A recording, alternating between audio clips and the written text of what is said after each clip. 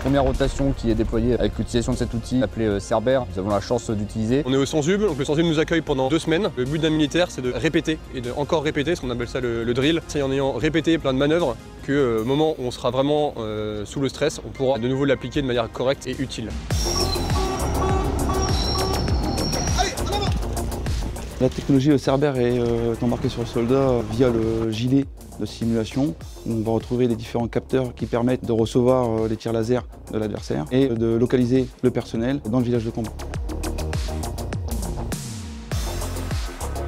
On a une infrastructure qui a été faite pour nous rapprocher au plus proche de ce que demain on pourra connaître sur le terrain et en opération. On a tout notre matériel, tout notre armement avec nous et tout ce qui est simulation qui nous permet de simuler en temps réel le fait d'être touché ou non par des impacts de tout calibre quel qu'il soit.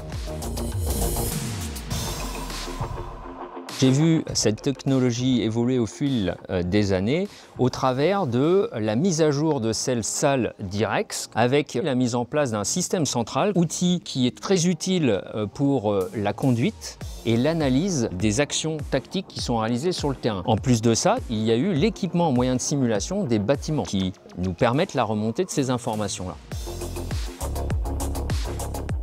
Mon rôle dans le processus d'évaluation de la mission, c'est de créer un exercice tactique avec des objectifs spécifiques qui, après, doivent être contrôlés chaque jour. J'utilise la technologie Cerber lors de 2 phases.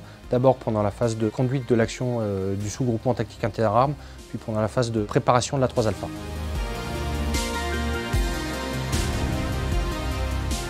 Lors de la conduite, c'est pour nous aider à avoir une situation claire et précise du sous-GTIA à l'intérieur de la zone urbaine ou lors de sa action offensive et de temps en temps pouvoir effectuer des arbitrages. Pédagogiquement, l'instructeur nous accompagne avec son outil informatique qui nous permet de nous expliquer par quel type de tir ou quel type de dégâts nous a attritionné sur notre effectif. Messieurs, bienvenue pour votre deuxième 3 alpha.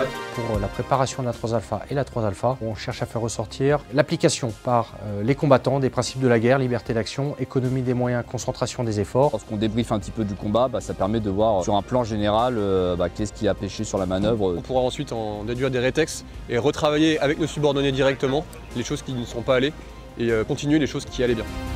Tout ce système répond de manière adaptée aux besoins et au travers des différentes expérimentations, on a pu faire évoluer ces différents petits outils et à l'heure actuelle, globalement, on est en cible.